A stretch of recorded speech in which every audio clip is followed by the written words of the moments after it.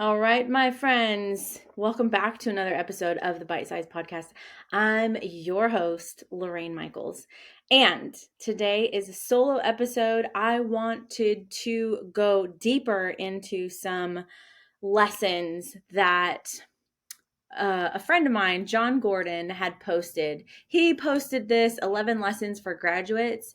And as I was reading it and meditating on it, a lot of it resonated with me because a lot of it is what I talk about.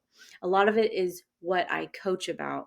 And so I wanted to take those lessons that he posted and I wanted to dive a little bit deeper on it. So without further ado, 11 lessons for graduates, but for you.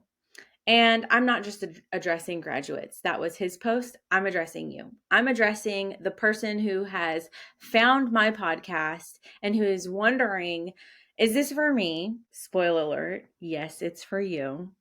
And I really want to give you some inspiration. I want to give you some value.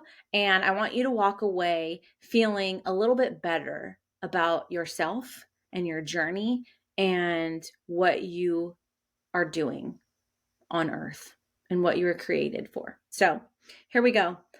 Lesson number 1. You are here for a reason, and the most important thing you can do in life is to find, live, and share your purpose. This, my friend, is what I help coach and teach and guide my clients to and through. I say this, I'm sure you can listen to all my episodes, and at the end of every episode, I remind you that you were created on purpose for a purpose. Everybody has a purpose and a reason for their life. I am a huge advocate for mental health because I once struggled with anxiety and depression, crippling anxiety and depression. And so I have battled with those thoughts before of my life isn't worth it and I don't have a reason or a purpose to be here. And friend, you do. And that is part of my coaching is I help you discover that through God. I am a faithful believer of Jesus Christ and he is the creator. He's the one who created you. And well, God did, but anyways, so that is how I help you is through, your walk and through spirituality and finding your gifts, your talents, your abilities, your passions. There's a whole plethora. I can go on forever about that. Lesson 2, follow your passion. And I'm going to read what he wrote. It so often leads you to your purpose. You may not know what your passion is right now, and that's okay. The important thing is to make it your life's mission to find it, live it, and share it. To help find your passion, seek out jobs and experiences that allow you to utilize your strengths and gifts. Do what energizes you. And this is, ironically, another piece of my coaching.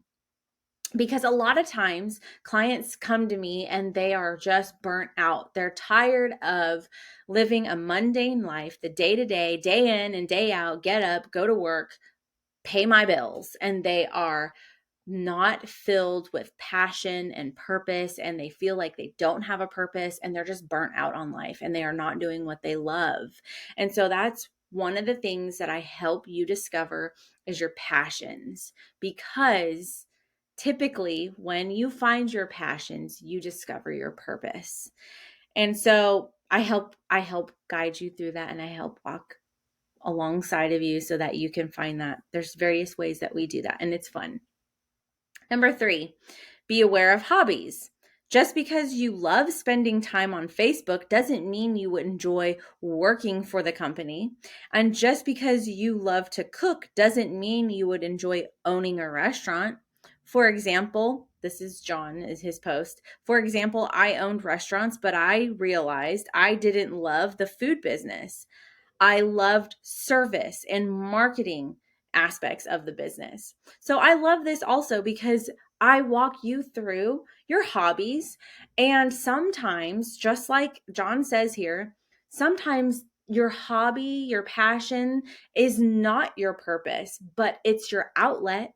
And that's something that I help you realize is sometimes alls we need, sometimes you are living in your purpose, but you're burnt out and you have lost or forgotten the things that light you up and give you passion and energy. Sometimes those two are separate, and that's okay. We just need to incorporate those things that you enjoy doing. We don't necessarily have to make your life mission out of it. Number 4, quit for the right reasons. I love this. And I'm going to read what he wrote and then I'm going to dive deeper into it. Don't quit because work is hard or you're experiencing challenges. Quit because in your heart, you know there is something else for you to do. Quit because you are not benefiting yourself or the organization you work for. Quit because you are absolutely certain you are no longer supposed to be there. I love this. For one, because I have quit my job now, my career, twice because of that. Because one, the first time I knew that that was not for me. I knew that my values and the things that I once got into, it was medicine. So the reason why I first got into medicine was to help people, to help heal people, to help guide people, to help teach people. I have an extensive history in the health and wellness industry as well with coaching and fitness and everything. So that was a part of it. And Western medicine no longer aligns with who I am and what I believe and my values and what I talk about and what I teach about. And so the first time I quit was because it was right after COVID and my eyes got opened to a lot of things. And we're just going to leave it at that. We don't have to agree on it, and that's okay. But that is why I quit. It was no longer in alignment. And I realized that God didn't create me to live there and to do that. And it was to help people, to help encourage people, to teach people, to educate people, to coach people, and to get them on the right path to where they are supposed to be, where they were designed to be, created to be, to help them step into their best version of themselves. And so that was the first time. And that kind of fell into because my heart, and in my heart, I knew that there was something else for me. The second time, I was there and I made great connections and I absolutely loved some of the people that I worked with. And it also opened my eyes once again to the ugliness of it and of people, unfortunately. And that's going to be in any industry that you're in. There's going to be people that are for you, against you. There's going to be people there that are in it for the right reasons and in it for the wrong reasons. That goes in every single industry.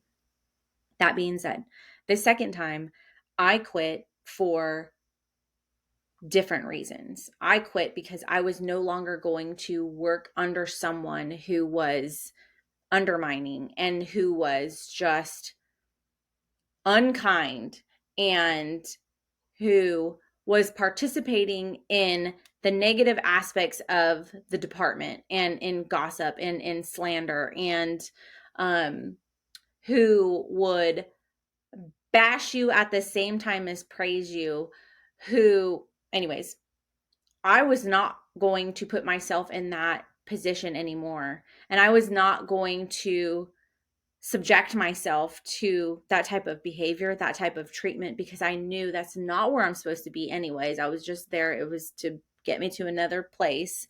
But I knew that I was not supposed to be working with that organization any longer. And it was not benefiting me or them.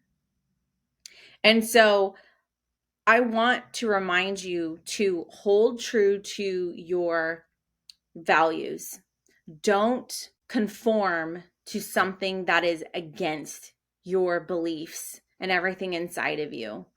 Don't, as a Christian, we are supposed to walk different, talk different, act different. We are called to be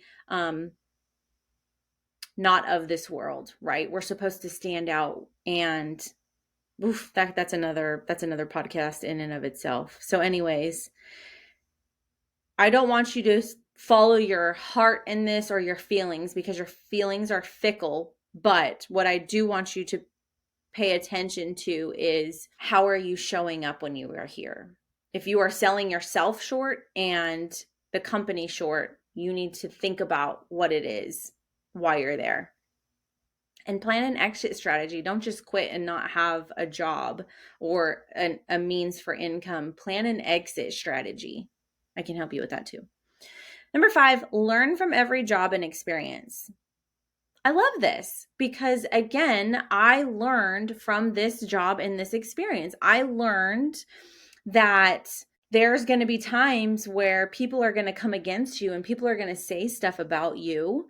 And how are you going to handle it? Are you going to just take it? How are you going to respond, and how are you going to react? So before, I would have just reacted, and I would have come back with insults. I would have thrown a fit about things. I would have been just ugly, and I would have fought back in a really ugly way. Not anymore. Now I respond.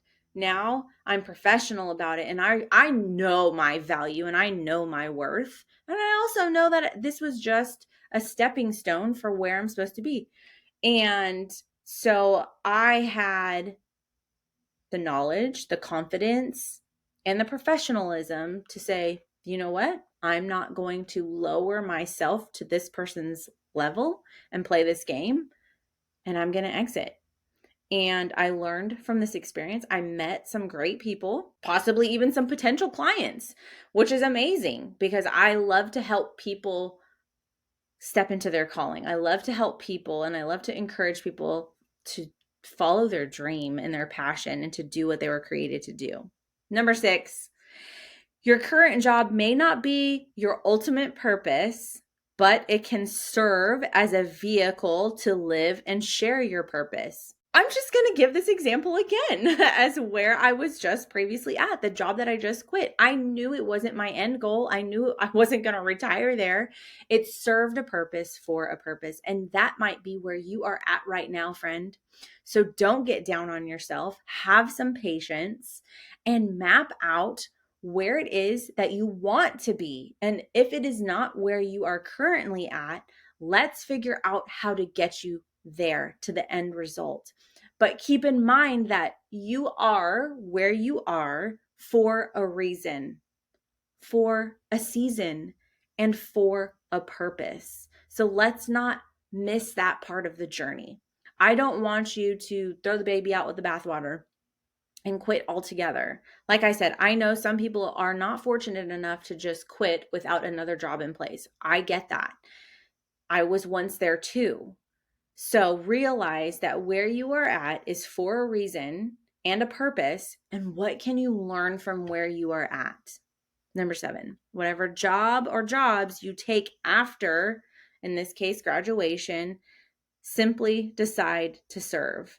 So how I want to spin this for my audience, for you, whatever job you take, simply decide to serve. So I'm taking out the word after graduation. And what I'm saying is, whatever job you are in, decide to serve. So wherever you are at, whether you are in a job or a position that you enjoy or that you don't enjoy, check yourself. Check your heart and your heart posture. And if you come from a place of service and a place of gratitude, I talk about this all the time, gratitude, but also service, you will notice a difference in your attitude, in how you show up, in how you perform. And I want to encourage you to keep that on the forefront of your mind, that you're here to serve. How can I serve? How can I help someone? What can I do to make someone's day better, right? How can I serve in this place, in this time, in this season? Number 8, your dream job is likely not the one you dreamed about. This is so true, because I could tell you that I never, ever, ever thought in a million years that I would be speaking, that I would be coaching, that I would be in this personal health and wellness um, and personal development space. I never thought that. I never thought that I'd be going to conferences and networking events. No way, not in a million years. What I did think was I was going to be a flight nurse, that I was going to live, breathe, die in medicine, that that was my lane. And so this goes to show you that you might not be in the dream job that you're at right now, but also, and your dream job might not be what you are dreaming about. It might be something completely different. And if you hold that space for yourself and for curiosity and for growth, friend, you will get there. I promise you that. So hold on to that loosely. Number 9, the quest for your purpose is not a straight line. Woo! Let me tell you that. It is not a straight line. It is like this. And if you can see me, I am going up and down and up and down and around and through. It is not a straight line. Never is it a straight line. I don't want you to ever think it's a straight line, and it's never going to be easy. It is difficult. It is challenging. Being in the personal development growth space has been the most challenging, hard, strenuous, stressful, but rewarding path journey I've ever taken in my life. It is incredible, and I have only grown and become a better person because of it. So I want to encourage you in that, to think of how you can be better. What can you do to do better? How can you elevate yourself as a person? Is it reading a book, reading a personal development book? Is it enrolling in a course or class? Is it enrolling in personal training? What can you do? And then don't rush it. Number 10, don't rush the future. Don't rush this process. Don't rush where you're going. Enjoy the journey. Don't be so focused on the end result, the end goal, that you miss this whole transformational journey. And then number 11 is to be the seed. I love this because what does a seed produce? A crop, a plant. And so if you are going around planting seeds, planting goodness, planting gratitude, planting service, you are going to reap a beautiful harvest, friend, because it's not about you. It's about your gift and how you serve and how you show up and what you can do to make this world a better place, because that's what it is all about. It is about loving and serving others and being selfless instead of selfish. So, friend, I hope this has helped you in the most magnificent way, and I hope you have a fantastic day, because you were divinely created for a divine purpose, and there is no mistake in you.